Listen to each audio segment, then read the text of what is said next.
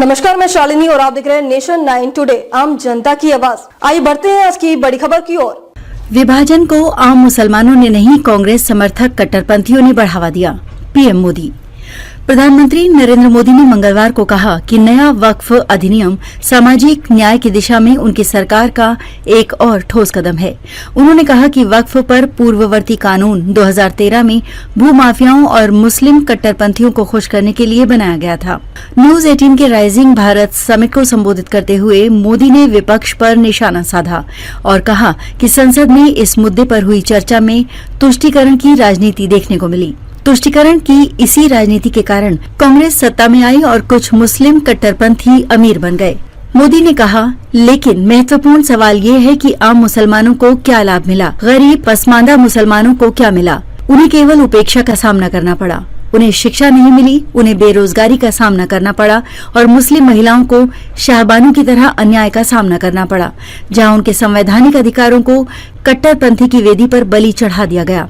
प्रधानमंत्री ने कहा कि 1947 में देश के विभाजन के पीछे भी इसी तरह का रवैया था, जब कांग्रेस नेताओं ने अलग राष्ट्र के विचार को खत्म नहीं किया, जिसे आम मुसलमानों ने नहीं बल्कि कुछ कट्टरपंथियों ने बढ़ावा दिया था। प्रधानमंत्री ने कहा कि 2013 में कांग्रेस नीति संयुक्त प्रगतिशील गठबंधन यानी यूपीए सरकार द्वारा लागू किए गए वक्फ अधिनियम से ये भ्रम पैदा हुआ कि ये कानून संविधान से ऊपर है। मोदी ने कहा, 2013 में वक्फ कानून में संशोधन मुस्लिम कट्टरपंथियों और भूमाफियाओं को खुश करने का प्रयास था।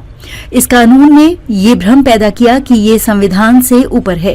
संविधान में निर्धारित न्याय का मार्ग वक्फ कानून द्वारा सीमित कर दिया गया। उन्होंने कहा, इस कानून से भूमाफिया और कट्टरपंथियों को बढ़ावा मिला।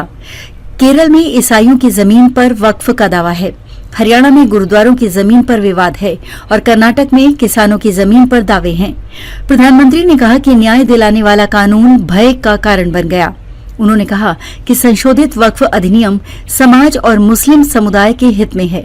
उन्होंने कहा कि तेज विकास के लिए शांति, स्थिरता और सुरक्षा आवश्यक शर्तें हैं और कहा कि उनकी सरकार ने आतंकवाद और नस्लवाद पर नकेल कसी है।